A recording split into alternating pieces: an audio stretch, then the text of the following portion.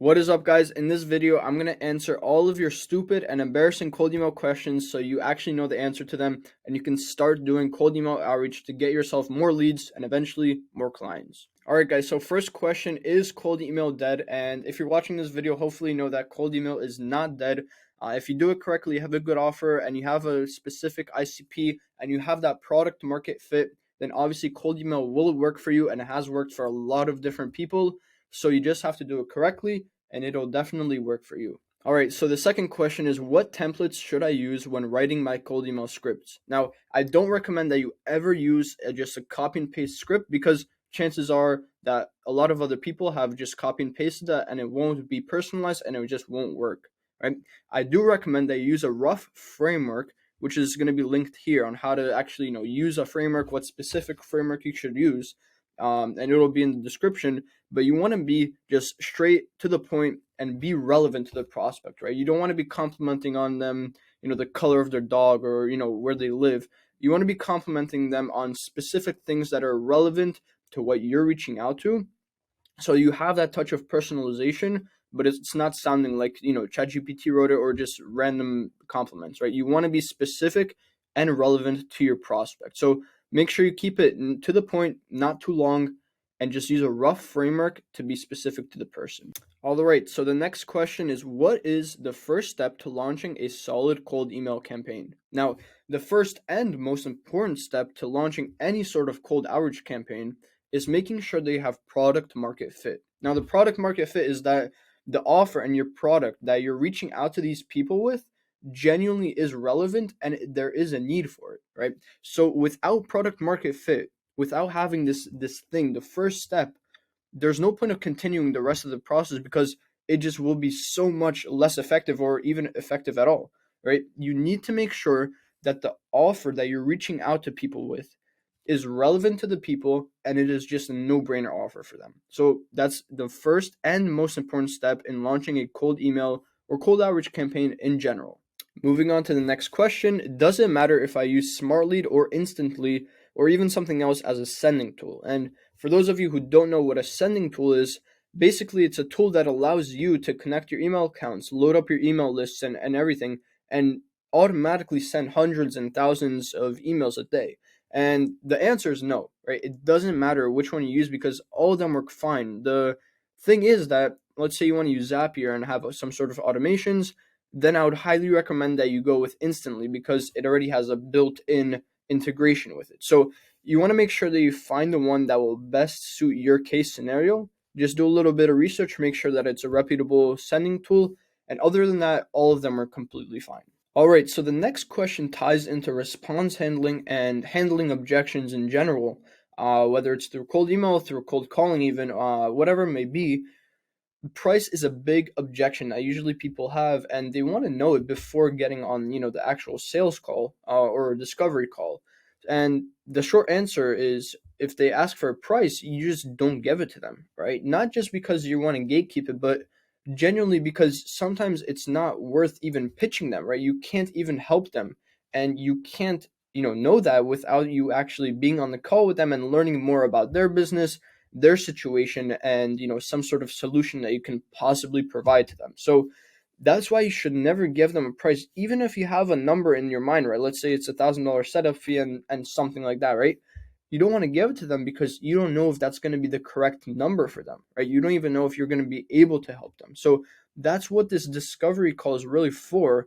So you can have questions, have them answer it, and then you can finally assemble some sort of offer for them that will genuinely give them a tailored approach, right? And a tailored price that comes with that. So, you can kind of explain it to them like this, like over email, right?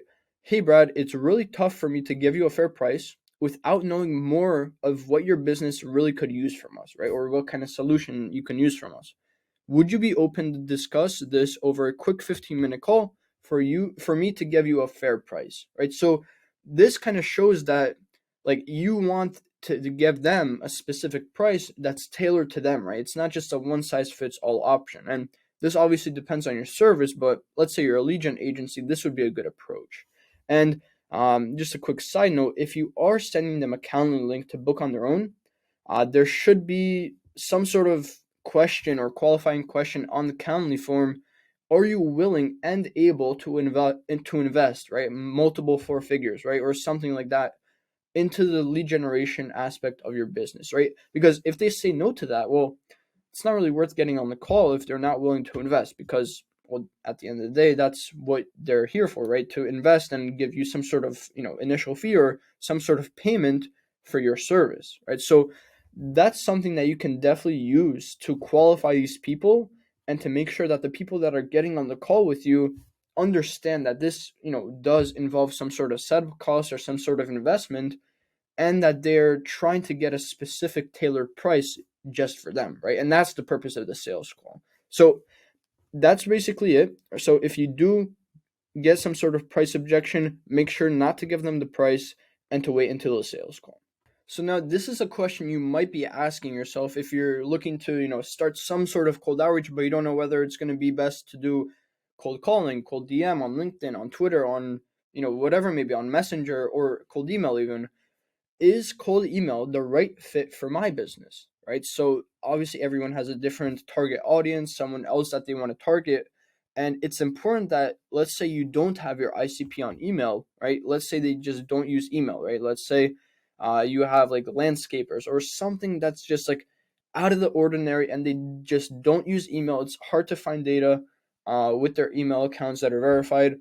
You might not want to use cold email, right? It might be more effective to do something else like cold calling, right? And I'm not saying that for these industries you can't use cold email and you can't get clients with them, but is it the most effective way, right? Is it the most reliable way for you to get these leads and for you to get on these sales calls and eventually close these clients? So this is something that you need to take into consideration, that cold email will not always be the best option for every business, right? And that's where you have to see, are you able to scrape these leads, right? Find their correct email data, right? Have some sort of personalized list, right? Where it's targeted, where there are some similarities within the list. And if you are able to do that, and you're able to do that at scale, right? On thousands and thousands of leads, then do it, right? But if you're not able to, if you're finding bad email data or you're just not able to find any at all, right? Then there's no point of doing it, right? There really isn't. And I know it may sound weird coming from, a cold email guy who built his business on cold email and does it for his clients, but we don't always do cold email for all of our clients, right? We sometimes do only DMs or only cold calling or a mix of the two, and we don't even touch cold email because the ICP might just not be on cold email, right? They just may not have cold email data available at all times. So that's why we always find the most efficient way, and that might not be cold email. So you need to ask that question to yourself and just make that decision whether cold email is the best option, or whether it might be some sort of cold outreach method that isn't cold email. So with that being said, make sure you ask yourself that question before, buying the domains, setting up the email accounts, and continuing with cold email. All right, so the next question is, how many domains should I set up, right? And the thing is, right, you can go with, a few domains, right, and send, maybe 100, 200, 300 emails a day. But in reality, if you really want to have a consistent source of maybe even, 20, 30 sales calls a month, you need to be sending a lot of volume, right? And especially if you have that offer refined, right? And have that no-brainer offer, and you have that product market fit, and you have everything else dialed, the last lever that you can turn is volume, right? The amount of emails that you're sending. So we recommend to have a minimum of 600 emails a day sending out, so 5 days a week. And to do that, we would have a minimum of 10 domains and 2 accounts each, so 20 sending accounts that are sending 30, 35, even 40 emails sometimes a day. And that's the minimum that we would recommend, just because once you have this offer and you have this target audience that will want it, and you have proven that, the last lever you can turn is volume. So make sure that volume isn't your limiting factor, and it's not why you're not getting results. All right, so for the next question, right, why is my reply rate so bad? Put yourself in this situation. You've launched a cold email campaign 2 weeks ago, let's say, right? So it's been a month since you started actually warming up your emails, right? everything is good. You know, your deliverability is good. You've built out your lead list to targeted people. You've written your scripts, and they follow your specific framework, and everything is good. But your reply rate is bad, right? And there's a lot of negative replies and barely any positive replies. What is the reason for this? And there's three reasons. Number one, your call to action is bad, right? It's too hard. It's too just upfront. You're just asking for a call. You're asking for 15, 30 minutes of their time for a discovery call for your offer, right? So that may be the first reason why your reply rate is so bad, because people are getting pitched calls left, right, and center, right? They don't want to just hear a call right away in the first message. Number two, you sound like a bot, right? You're using too much corporate words, too big words. These are people, right? These are people that you're talking to, and most people don't have such a high literature level, right? And you want to make sure that you're talking in everyday conversational language. So that's the second reason. Now, the third reason is your offer is not relevant to the people you're sending it to. So let's say, you get an email, right? Put yourself in their shoes, right? You get an email and it just doesn't make sense to you, right? Let's say I'm a marketing agency and these people are offering me some sort of automotive tech software, right? It doesn't resonate with me. I have literally zero need for it. So I wouldn't reply to it. I would just literally either put it in the spam or put it in the trash or just leave it alone completely. So that's why the three reasons why you're probably not getting any replies. And if you aren't getting replies, I highly suggest you go through these 3 points, right? Make sure your call to action isn't too harsh. Make sure you don't sound like a bot, right? Make sure you're not using too big words. You're not using some kind of strange, like, weird phrases, and make sure, most importantly, probably, that your offer is relevant to the people you're sending it to, right? And at the end of the day, you need to walk through the process of, like, how would I feel if I got this email and I was in your target market, right? You need to put yourself in their shoes, and that's how you can really understand why or why not these people are replying to you. So the last question is, do open rates really matter? And the answer is no. No, they don't, right?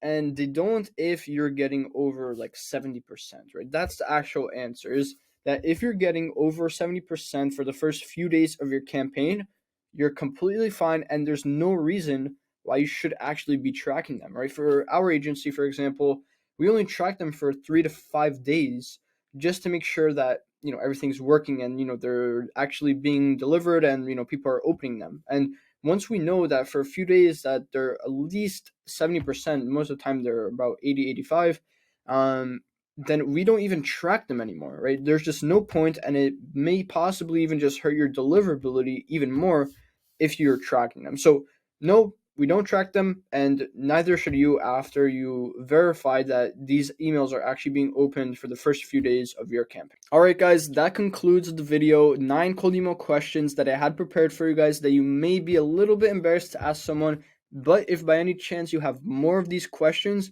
make sure to hit me up in my Twitter DMs. I'll try to get you on the right path to finally seeing success with cold outreach.